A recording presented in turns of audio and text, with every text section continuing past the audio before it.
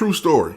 So I'm a big horror fan, and I love all genres of horror. I've loved it since I was a little kid. So I'm sitting there watching TV, watching, I don't know, Walking Dead, Fear the Dead, Zombies Dead, Pandemic, whatever it is. My wife walks up to me, hits me in the back of the head, and snatches the remote and says, if I catch you watching another zombie, pandemic, end of the world movie or show, I'm telling you. She said, why don't you do something constructive? Like watch one of them shows on how to help trim the trees or fix the things that's wrong in the house. Because we can't get a handyman out here to do it right now. So 3 days pass. My wife comes home from work. She says, what are you watching?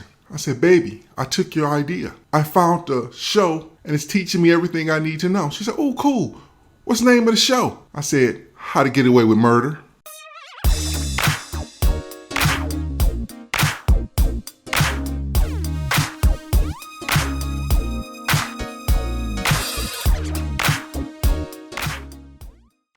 So welcome to the second episode of Ask a Black Dad, where your conversations, your inputs are important to us.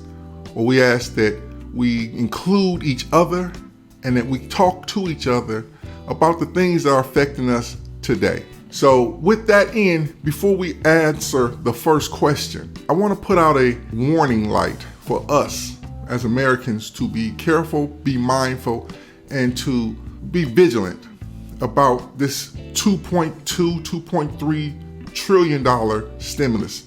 Now, in it is provisions to help small businesses. We have to make sure that every small business is going to be included when this thing is actually rolled out and rubber hits the pavement. Why do I say that? The last time we had something this big done by the government was during the Roosevelt administration, the New Deal. And in that New Deal, they allowed for certain Americans to be excluded and to be left out.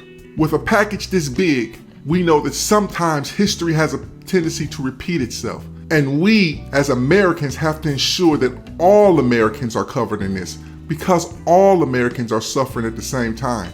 We can't say we're all in this together and then when the remedy comes out to fix the financial woes when it comes to small businesses, we start leaving sectors out or making them jump through hoops to get what they should get. Let's make sure that we're vigilant on it, we're aware of it, and that we protect them. That's what I just wanted to put out there as a caveat to start off with.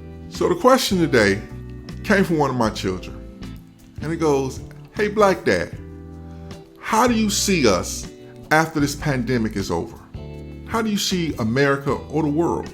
And it made me think of something my father used to say. Now, he said it in a blunt way. He used to say, everybody wants to go to heaven, but nobody wants to die. I understood what he was saying, but to put it to my children so they understood exactly what he meant is that I heard this before. It says, you can't have resurrection until you have a crucifixion. You can't have a rebirth until you have a death. So what does that mean? We are able to see now that when times are hard, children who have low income can get laptops so they can make sure they get an education. We can make sure their houses have Wi-Fi. So we can do this when we're in trouble, but we can't make this happen. We can make sure that abandoned buildings are accessible to the homeless. We can make sure that we can build hospitals and somehow get all this equipment in that nurses need. And we can appreciate them more when an emergency happens, but normally we can't see this happening. Employees now can get paid sick leave. Before they couldn't get this, but now we can find a way to make it happen. And we couldn't respect the blue collar worker, the social worker, the truck driver, the guy who packs your groceries and stocks your shelves, the managers of those stores, the pharmacists. We couldn't respect them, but now they are proving that they are so vital, that they're a cog in the machine. People used to always tell me, thank you for your service, because they used to see me wear my hat or wore a jersey that said United States Marine Corps, and I didn't like that. I used to say, no, thank you for your service, because whatever you do allowed me to do what I do. We're a cog in a machine. This piece has to run so this piece can run. No one person, no one entity, no one job is above the other. We can fix these things. Times are hard. It's very heavy. The burden that we seem to be carrying is heavy. but we can fix and come out of this on the other end. We can learn one thing: this virus didn't care what pigmentation you had, how much money you had, what country you lived in. This virus didn't care who you prayed to, who you loved, or how you loved. It affected us all. We were all in this together. And hopefully we can come out on the other end stronger. And I hope this is the meaning of we come out of this on the other side brighter and better knowledgeable on how we can take care of each other. That's the concept of we are going to be resurrected in a new way that we do, not only hopefully the world, but at least let's get America to that point, and then we can work with the world.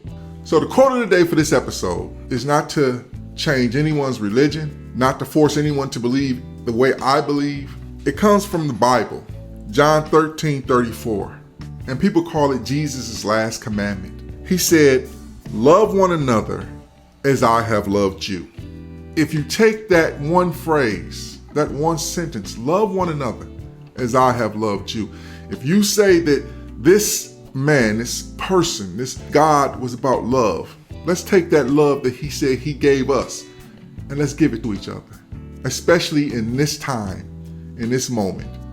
Let's lift each other up in love and let's change the way we look at the world going forward. If you like what you heard, subscribe, like, and comment. And you can follow our social media platforms and tell us how you are isolating yourselves. What are you doing to pass the time?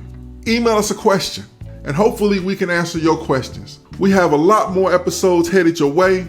We have some guests that we're working on to help get you through these times so we can hear different voices from professionals. And remember, until I see you guys in 2 weeks, we're in this together, and I love you.